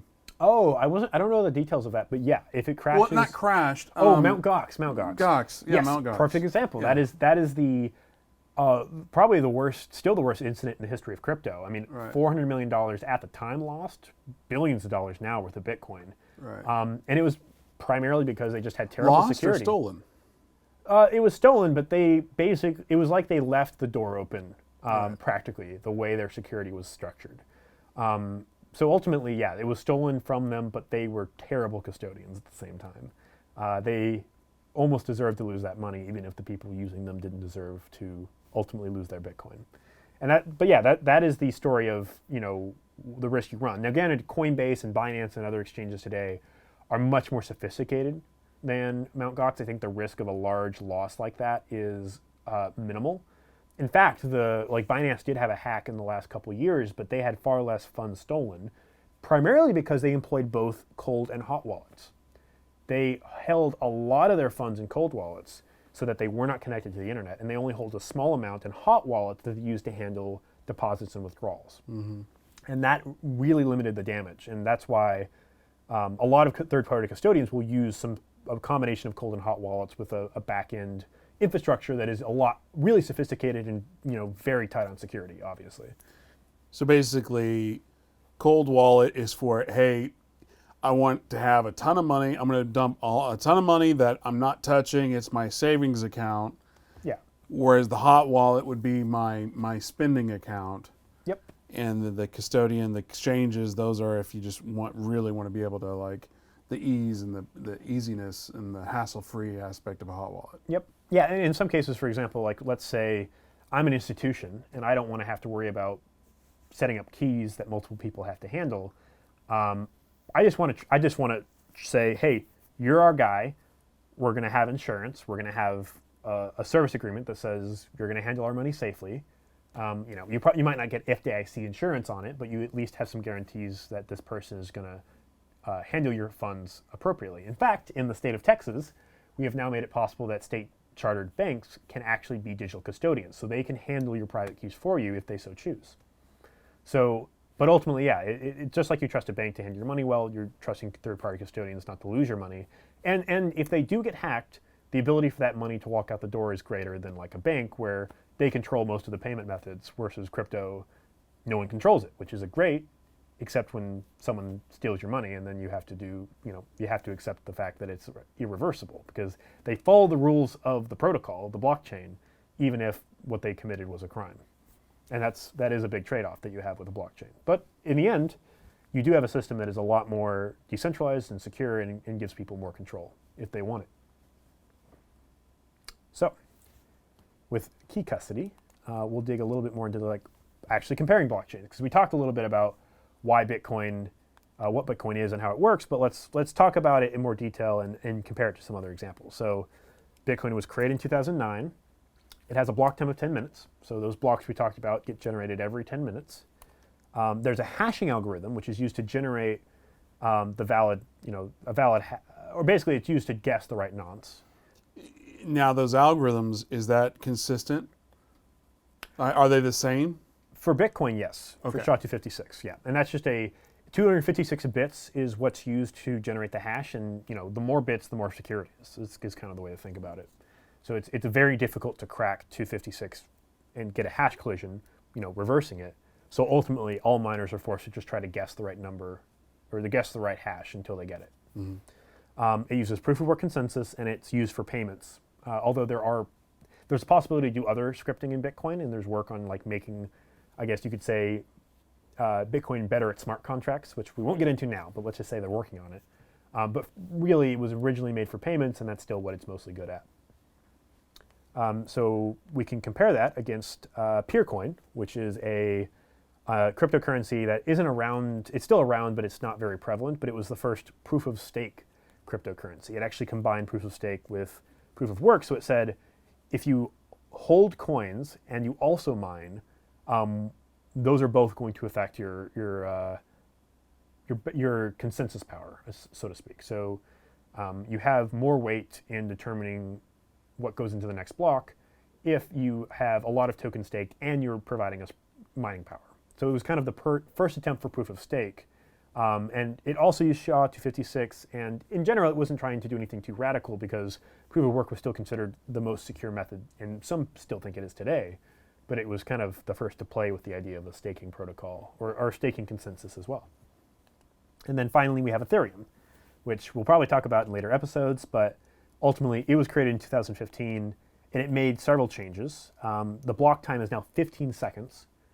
So a lot faster, although it does have to adjust for that. So it actually has ways to address the possibility of, let's say, someone's mining a block, and in 15 seconds they don't hear that another block's been generated. So maybe there's conflicts there, which is called a fork. We don't want forks. Basically, Ethereum had to come up with a way they called uncles to compensate miners if they accidentally forked off the protocol because they didn't hear about the most recent updates. And then stay in sync with the longest chain. So I won't talk about that too much, but let's say 15 seconds is really aggressive compared to Bitcoin's 10 minutes, and you needed to find ways to address that. It's heavily moved up the time. Yep. And the hashing algorithm is different than Bitcoin. It is using ETH hash. And all you need to think is it's just different than SHA-256. Right. And the reason it's different, and the reason that's important, is all these ASICs that have been created to do Bitcoin mining were custom made specifically for SHA-256. And the reason Ethereum and a lot of other blockchains chose a different mining algorithm is they didn't want all these Bitcoin miners to be able to plow into the Ethereum space and take it over very quickly. So they said different algorithm, which means different hardware. And in most cases for Ethereum, it means you're using like a video card or a graphics card to mine most of their coins. So the idea being video cards and graphics cards are more accessible to the average Joe versus all these ASICs that are made by specific manufacturers, and most people buy them up to put them in large facilities. So it's kind of supposed to be more accessible to the common man. So with Ethereum and even Bitcoin for some from conversational sake, all you hear is decentralized. Everything's decentralized. But somebody created Ethereum, and once he I say somebody. I don't know the guy's name. Vitalik and a large group of people, though. Right. So they created this thing. They created Ethereum. It can't be updated, right? Because it's out there. Or do they have the ability to come in and tweak it and update it and change it? And because I always hear how Ethereum is much more applicable than Bitcoin for information, for technology. Stuff can be built upon it. These are the catchphrases I hear. I don't know what that means, but I hear it. But if it's decentralized, how is it that, or do people still have access to tweak it, to play with it, to build on it? So that's a good question, and that applies to both Bitcoin and Ethereum. And that ultimately comes down to like how do you upgrade the protocol over time? So let's talk about a really simple example. Not simple, but it's something you can understand. What happens if SHA-256 is no longer secure? Let's say computers get fast enough or quantum computers are able to reverse a hash. We need to upgrade and go somewhere else. What you effectively do is you can do both, either a soft fork or hard fork, depending. But basically, what you do is you say, hey, all these nodes are ultimately running a piece of software, and that piece of software is open source, and it's usually maintained by a group of developers. So usually no one person controls it, especially in the case of both Bitcoin and Ethereum. So what is done is the developers go out and they propose and say, hey, I made a change to this node. We're now using a different form of hashing. And they probably will also want to make sure it's backwards compatible so past transactions are still valid. But we want everyone to upgrade at the same time. And from this block forward, we're now using this new version. And that's what's called a fork. So you're ultimately forking into a new protocol. So that should be a soft fork, which is either basically everyone agrees and they move forward and there's no radical changes. In the case of Bitcoin, there was actually a case where they wanted to, some group of developers, they actually wanted to increase the block size because they wanted more transactions to be processed at a time. The upside of that is there's more transactions available and transactions are therefore cheaper. The downside is that the more transactions you process every 10 minutes, the bigger a computer might have to be to run a node and keep up. And the blockchain would go faster. So some people said they wanted bigger block sizes. Some people said they didn't want bigger block sizes, but they did want to do some improvements called SegWit that would make it more efficient, but they wouldn't increase the block size. In the end, all you have to know is this was just a disagreement of how to change the blockchain.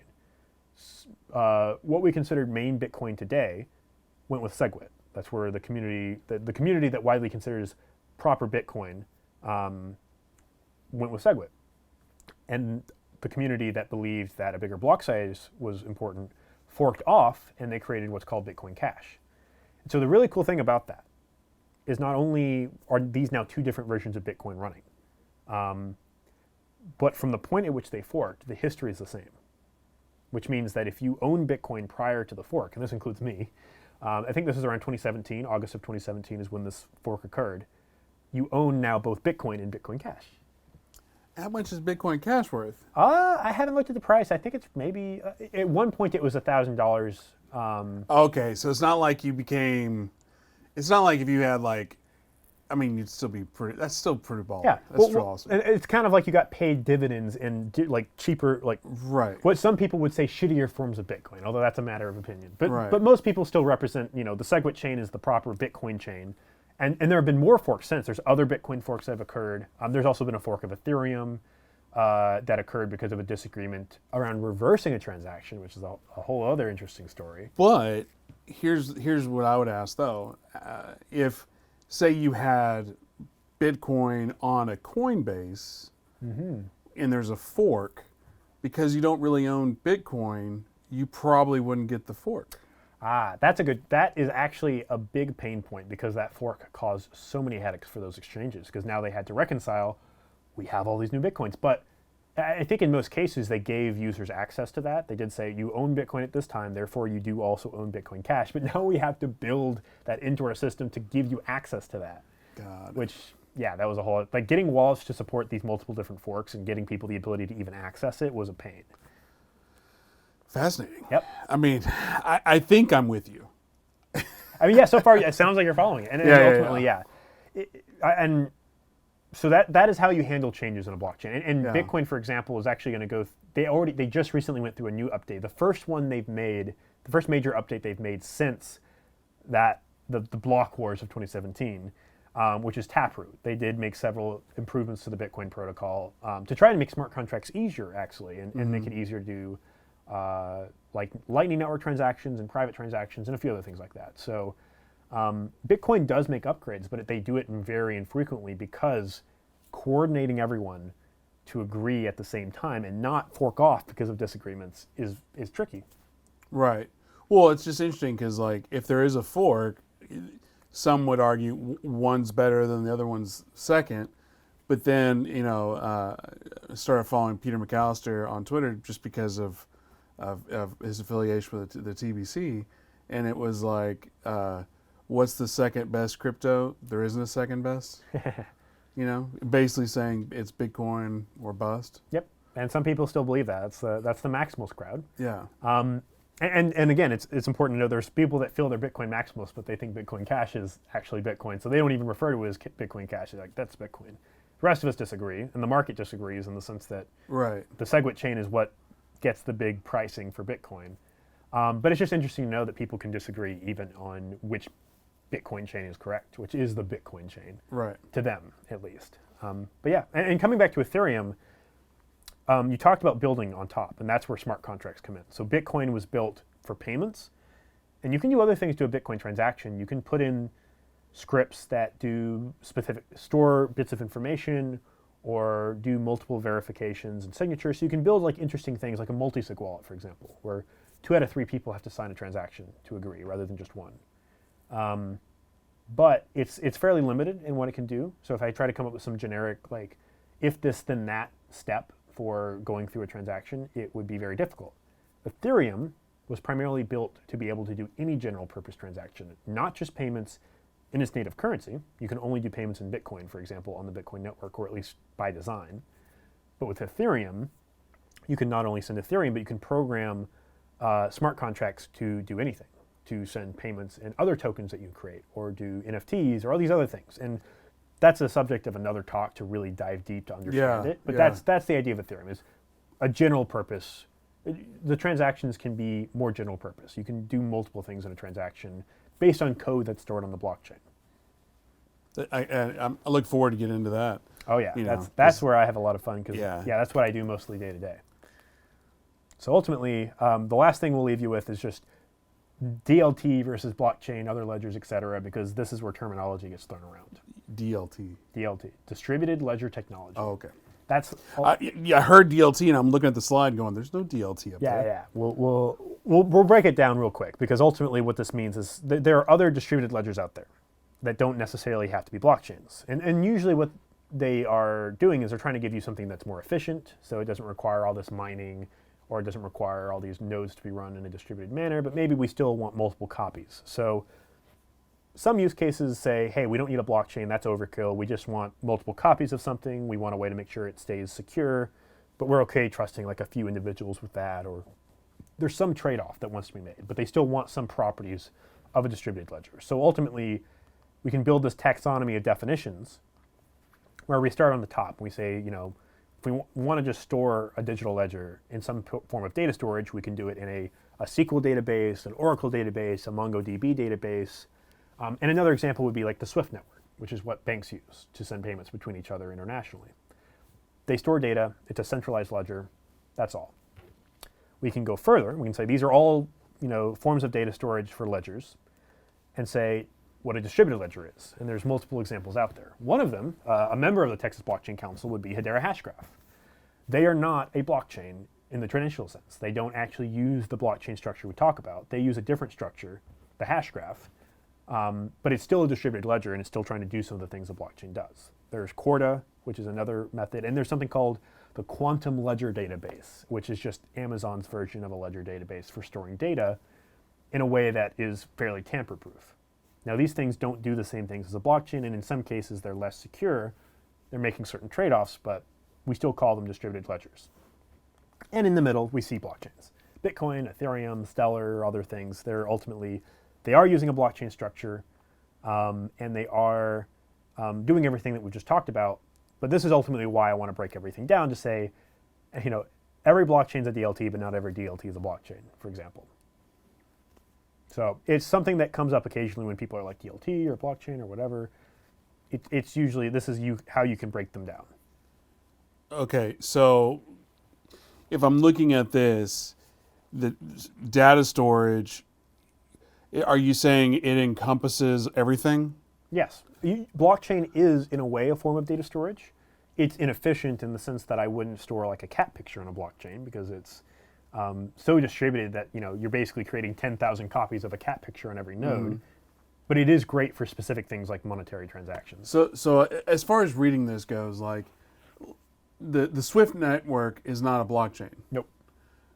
But a blockchain. Okay. So this encompasses all of this. This encompasses this, but this doesn't that. This doesn't that. Yep. Okay. That's what I was trying to read the graph right. Got it. Okay. Exactly. So ultimately, it's just what I'm basically saying here is that it depends on your trade-off for your use case. Blockchain offers usually the best decentralization and security, while some of these other solutions might be more efficient, more scalable, and just simpler to set up and use. But in the cases where you want a blockchain, it's probably because the decentralization and security are really critical to what you're doing, such as money. Okay. So this is kind of a way for us to recap. So ultimately, like, why do I use a blockchain? What are the features that I like in my blockchain? Yeah. One is it's immutable. That means transactions can't be tampered with because of the Merkle roots, because of the hashing, and these other transactions. We can ensure that transactions are never deleted, they're never modified, they're not tampered with after they've been added to a block. They are frozen in time for all time. That's why we want to use a blockchain. It remains immutable, and we can use hashing functions to detect the smallest changes to protect data integrity. So ultimately, why is this good? It's censorship resistant. You make a transaction, someone comes out, whether it's a large company, a government, a terrorist group, whoever, that say, we don't like that transaction, get rid of it, kill it, delete it, destroy it. It can't be done. And so if you want something to remain out there for all time, for example, Satoshi put that clip of the Times talking about the bailout. That clip will exist for all time in the Bitcoin blockchain. It won't ever be deleted. Even if the original newspaper goes out of business, all the copies of it are destroyed, it will always persist in the Bitcoin blockchain as long as there's some node running. Because like in 100 years, they'll be like, 2008, what happened then? Yep. What were they even talking about? And if it's deleted from history, it'll still be in that block. Yeah. So really the censorship resistance is a great part of it. And it's transparent. Everyone can see it. Everyone has the ability to see it and know it hasn't been tampered with. So some people like to take a tweet and then hash it and then put it on a blockchain or even the original message to say, Twitter can't get me now. Let's say they get blocked a lot by Twitter. Now, granted, it's not a very efficient form of Twitter, but maybe there's ways to combine them. Yeah. Because you can do this like little by hashing things and place them on a blockchain. You can create these little timestamps of when these things occurred, and that's the other thing. You can prove when it occurred too, or at least when you added it to the blockchain. Mm-hmm. So immutability is really important, but also verifiability. Where do the transaction rules guaranteed? So I can quickly verify, does this transaction follow the established rules? And if not, it will be rejected. Or at the very least, everyone can immediately recognize that it's invalid. So by using digital signatures, essentially when it comes to Bitcoin, the rule is, do you have the ability to spend this Bitcoin? Which is, are you, basically every public key has a certain amount of transaction outputs, which is just your Bitcoin balance that it can spend, and you need to have the private key to spend it, and you need to spend the right amount. All these rules can be guaranteed through cryptography and the Bitcoin blockchain and the miners verifying them and then the nodes accepting them. So you can verify that all these guarantees of ownership and property ownership are enforceable on the Bitcoin blockchain with no one else. No court system needs to come in to verify the rules were followed. No developer, no company. The system can handle it itself.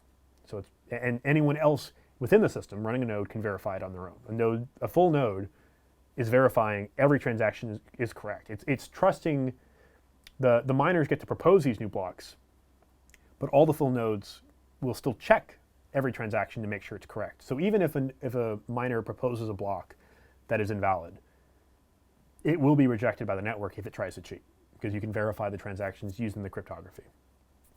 So it's verifiable, and then also, just as importantly, it is decentralized. There's no single point of failure. Anyone in the network can store and update the ledger to ensure that it is kept up to date and that it is accessible. And anyone, and that accessibility is a really important part of it. Going back to that block wars discussion and the fact that people were really upset about the idea of increasing the block size, you might think, we're just trying to give people the ability to send more transactions.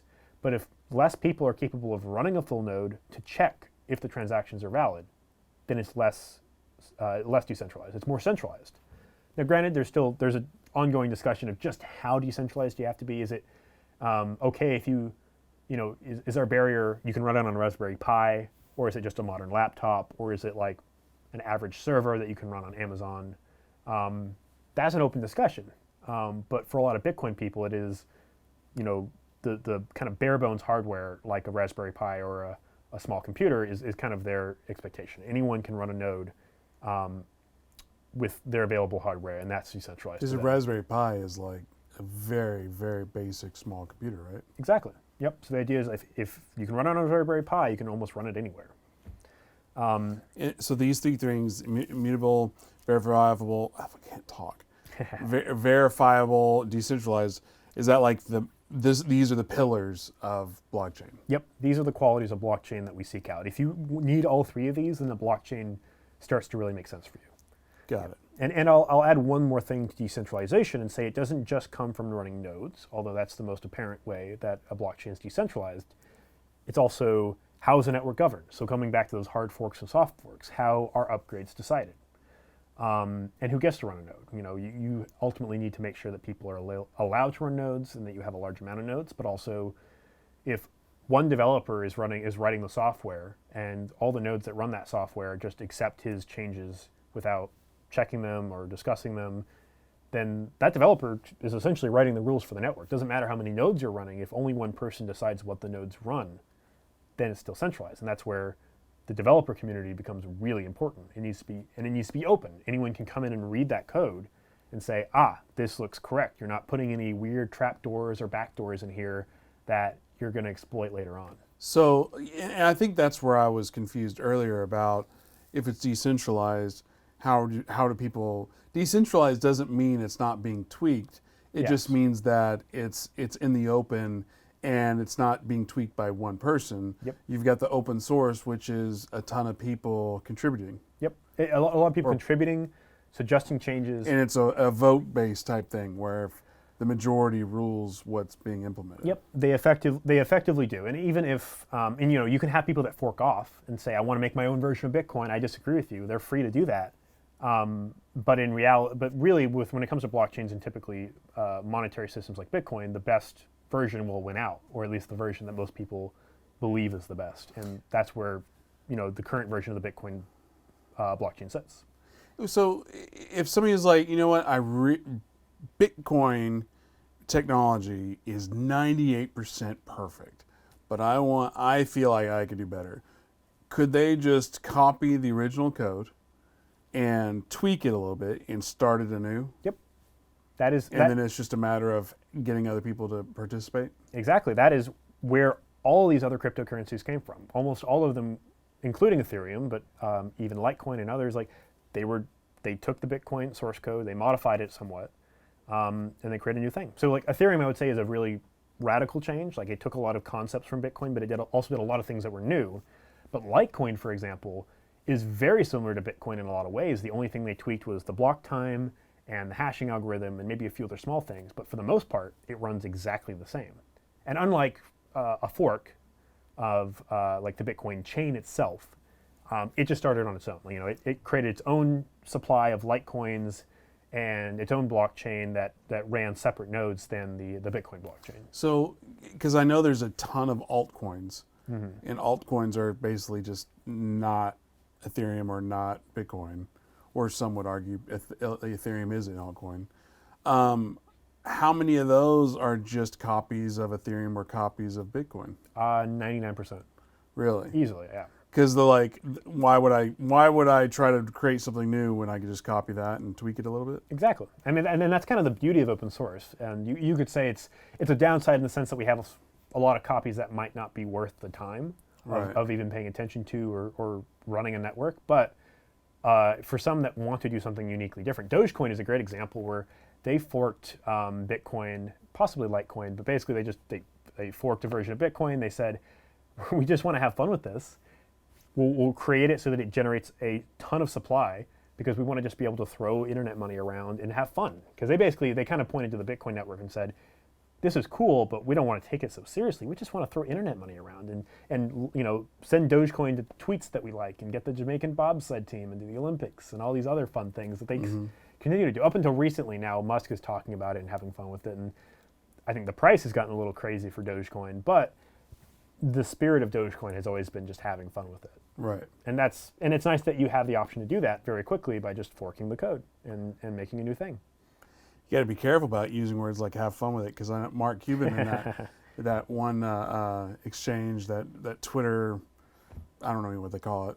It's not Clubhouse, but where he was just Twitter like, Spaces, yeah. Yeah, and he was just like, hey, it's Dogecoin's fun, have fun, and then all those guys were just beating him up. It was like, it's not about fun. You get Bitcoin or bust. Yeah, and they also refer to Shiba, which I would say I respect less than Doge because it feels more like a money grab, whereas Doge is more of a fun coin that became a money grab for some people. Yeah. But ultimately, in the end, and a lot of Bitcoin people think Bitcoin only, and that's fine for them. But for some people, they just want something different. The politics of this community is interesting to watch. Get into it. Yeah.